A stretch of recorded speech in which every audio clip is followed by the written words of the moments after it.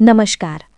Gujarat PM Kisan Samman Nidhi યોજનાનો 22મો હપ્તો હવે ઘણા બધા ખેડૂતોને મળવાનો નથી, કારણ કે આ તમારે હપ્તો મેળવવો હોય જેમાં 2000 રૂપિયા તમને સરકાર તરફથી આપવામાં આવશે, તો એના માટે તમારે ફાર્મર આઈડી કાર્ડ બનાવવું પડશે। હવે સરકાર દ્વારા ફરજિયાત કરી દેવામાં આવ્યું છે। 2000 રૂપિયાનો આગામી 22મો હપ્તો તમારા ખાતામાં જોતો હોય તો તમારી પાસે ફાર્મર આઈડી કાર્ડ હશે તો જ તમને બેંક એકાઉન્ટની અંદર 2000 રૂપિયાનો હપ્તો આપવામાં આવશે। સરકાર દ્વારા જ્યારે જાહેર કરવામાં આવેલ બાબત હતી ત્યારે આ માહિતી મળી હતી કે ગુજરાત રાજ્યની અંદર પણ ઘણા બધા ખેડૂતો એવા છે કે જેમની પાસે ફાર્મર આઈડી કાર્ડ નહોતો, તો એમને 21મો હપ્તો નહોતો મળ્યો। હવે 22મો હપ્તો મેળવવા માટે તમારે ફાર્મર આઈડી કાર્ડ છે એ ફરજિયાત બનાવવું પડશે। તો પીએમ કિસાન યોજના અંતર્ગત 22મા હપ્તા માટે તમારે ફાર્મર આઈડી કાર્ડ છે એ કઈ જગ્યાએથી બનાવવાનું છે? ઓનલાઈન તમે બનાવી શકો છો કે કેમ?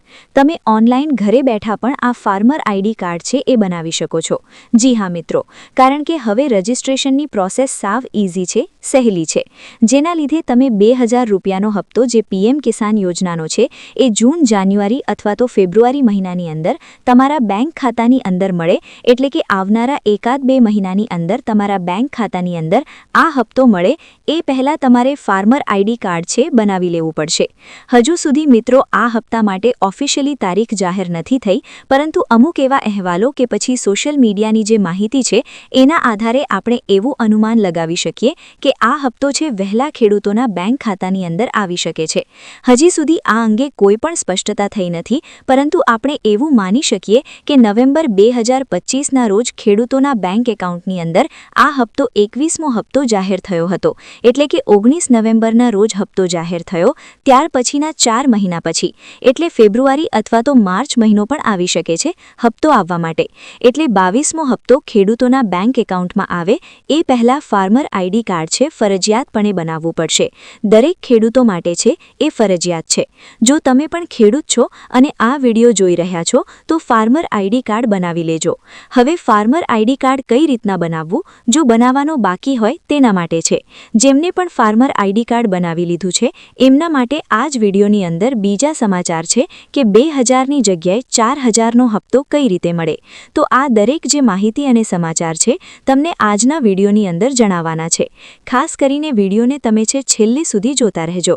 સૌપ્રથમ મિત્રો, પીએમ કિસાન યોજના અંતર્ગત ફાર્મર આઈડી છે એ માટે ખેડૂત મિત્રોએ ખાસ કરીને એ બાબત ધ્યાન રાખવી પડશે, સાવધાન રહેવું પડશે કે જો ફાર્મર આઈડી હશે એના વગરનો હપ્તો અટકી જશે।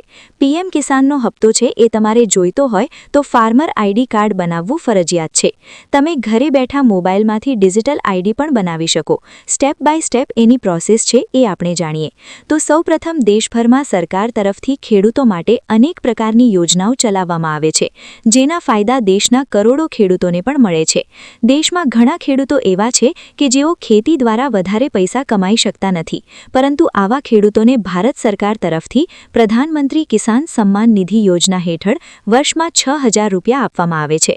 પરંતુ સરકાર આ યોજનામાં લાભ લેવા માટે કેટલીક પાત્રતા નક્કી કરે છે, કેટલાક ક્રાઇટેરિયા એવા નક્કી કરે છે કે એની અંદર જો ખેડૂતોના સમાવેશ થાય તો ખેડૂતોને લાભ મળે। એવી ઘણી બધી યોજનાઓ છે ખેડૂતો માટેની, જેમાંની એક યોજના એટલે કે પીએમ કિસાન યોજના।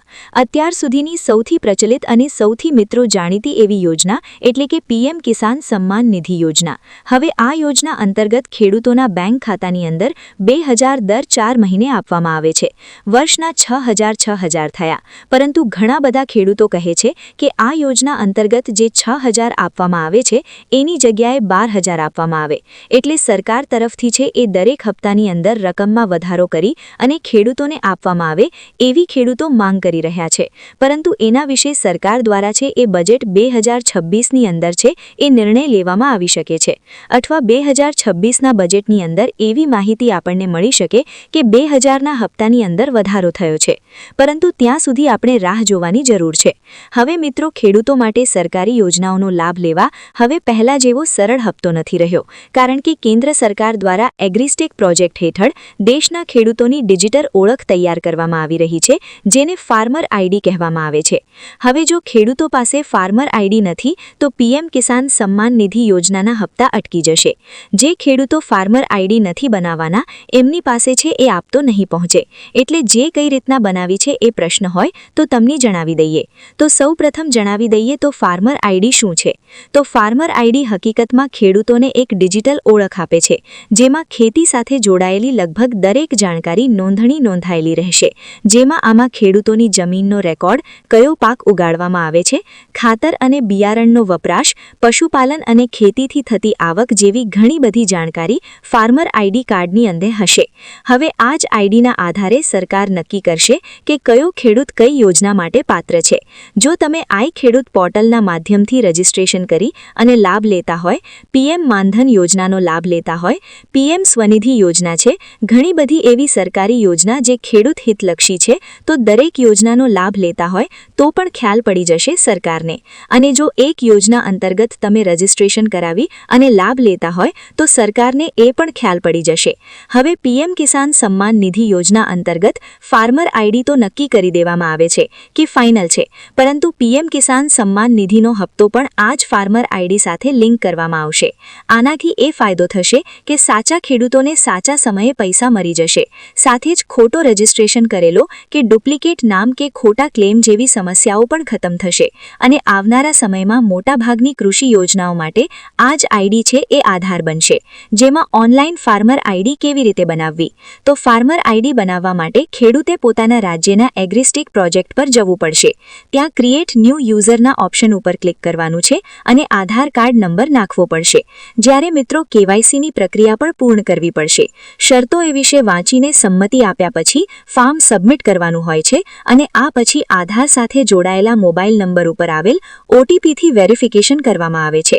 પછી મોબાઈલ નંબર ફરીથી નાખીને ઓટીપીથી પુષ્ટિ કરવાની હોય છે અને નવો પાસવર્ડ બનાવવાની અને સેવ કરવાનો હોય છે, જેનાથી તમારું યુઝર આઈડી છે તૈયાર થશે. લોગિન કર્યા પછી ફાર્મર ટાઈપમાં ઓનર પસંદ કરો અને ફેક લેન્ડ ડિટેલ પર ક્લિક કરો. ખસરા નંબર અને કેપ્ચા નંબર અને જમીનની પૂરી જાણકારી છે તમારે ચેક કરવાની છે. જો એકથી વધુ ખેતર હોય તો તમામની વિગત આપવાની છે. હવે રજીસ્ટ્રેશન થઈ જાય પછી તમારે શું કરવું? તો રજીસ્ટ્રેશન થઈ જાય ત્યાર પછી જમીનની જાણકારી ભર્યા પછી વેરિફિકેશન પૂરું થાય તો society registry tab, social registry ટેબમાં ફેમિલી આઈડી અથવા તો રેશન કાર્ડની જાણકારી નોંધણી કરવી અને આ પછી ડિપાર્ટમેન્ટ અપ્રુવલમાં રેવન્યુ ડિપાર્ટમેન્ટ પસંદ કરવું જરૂરી. છેલ્લે કન્સેન્ટ પર ક્લિક કરી અને ડિજિટલ સાઇન કરી દો. તમામ સ્ટેપ પૂરા થાય તે પછી તમારી ફાર્મર આઈડી છે એની પ્રક્રિયા ઇન પ્રોસેસ બતાવશે. જ્યારે મિત્રો ઇન પ્રોસેસ બતાવે ત્યારે તમારે છે એ લગભગ 24 કલાકનો સમય છે એ જવા દેવો પડશે. 24 કલાકના સમય ગયા પછી તમે ફરી વખત એગ્રીસ્ટેકનો પ્રોજેક્ટ એટલે કે ફાર્મર રજિસ્ટ્રી અંતર્ગતનું વેબસાઇટ કે પછી એપ્લિકેશન ખોલશો, ઓપન કરશો એટલે તમારા સામે તમારી પ્રોફાઇલ બની જશે. અને તમારે ઘણા બધા રાજ્યોની અંદર પંચાયત સ્તરે શિબિરો પણ લગાવવામાં આવી રહી છે, જેમાં ખેડૂતો ઓફલાઈન મદદ લઈ રહ્યા છે આ કામ પૂરું કરવા માટે. જેમાં ખેડૂતો સમય રહેતા ફાર્મર આઈડી છે એ બનાવવાની છે. જો 21મો હપ્તો તો ખેડૂતોનો જતો રહ્યો છે, ઘણા બધા ખેડૂતોનો 22મો હપ્તો ન જાય એ માટે તમારે ફાર્મર આઈડી છે એ અગાઉથી બનાવવી પડશે. જો મિત્રો તમારે વધારે માહિતી કે બીજી કોઈ પણ નવી જાણકારી જોઈતી હોય તો નીચે કમેન્ટ બોક્સમાં તમે જણાવી દેજો.